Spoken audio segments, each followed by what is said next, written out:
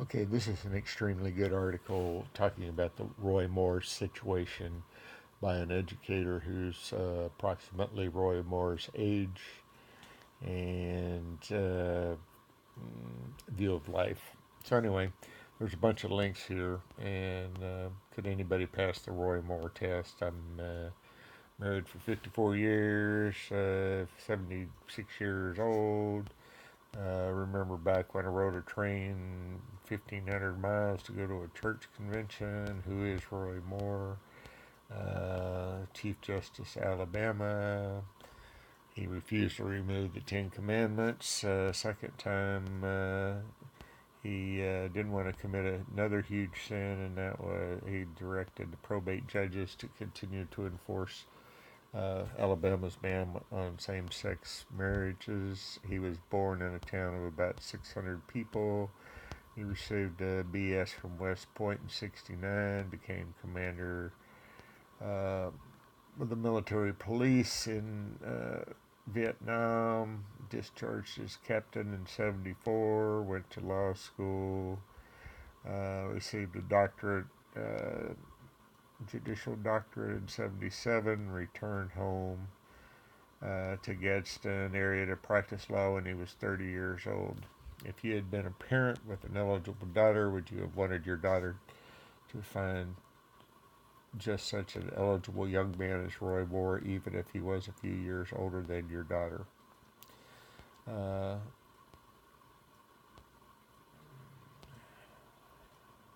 Settled down and was probably looking for the right girl to marry. Moore found the right girl, married Kayla in '85. So from '74 coming back to '85 was 11 years. They've been married 32 years. Two daughters, two sons, five grandchildren. Strong evangelical Christians. Uh, Millions of Alabamans know that Roy and Kayla walk the walk.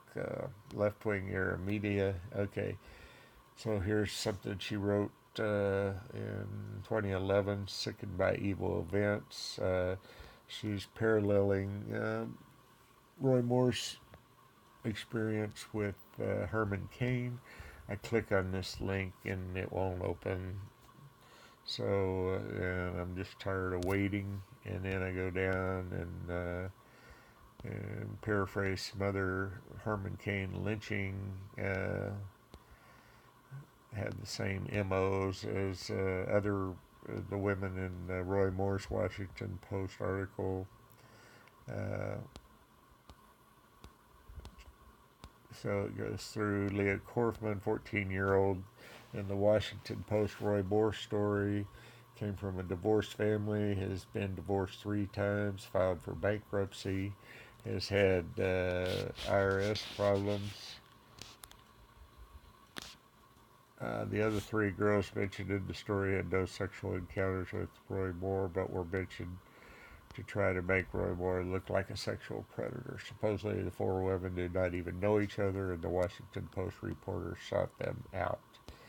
Mark Levin capably said on November 10th, 2017, how did WaPo know there were 4 women, who they were, and how to contact them? A Washington Post reporter just happens to be in Alabama talking to Roy Moore supporters, and he happens to hear that no one has reported in 38 years, no political opponents, no one, that Roy Moore 38 years ago made advances to teenage girls. 4 of them. Now, the 4 girls do not know each other. They had never met. Yet the person whom the Washington Post reporter happened to run into and speak to, the person who supposedly told the reporter the story about the 4 girls, happened to know all 4 girls and how to contact them. Mm. Quotes from an article that Donna Garner wrote about Herman Cain. Please notice the stark similarities to the Washington Post smear job on Roy Moore. Ginger White was a whole, anyway, combo platter of questionable accuser attributes. She's another financially troubled, twice divorced, unemployed single mother who has claimed sexual harassment in the past, declared bankruptcy once, has accused of stalking, and had a libel judgment entered against her this year.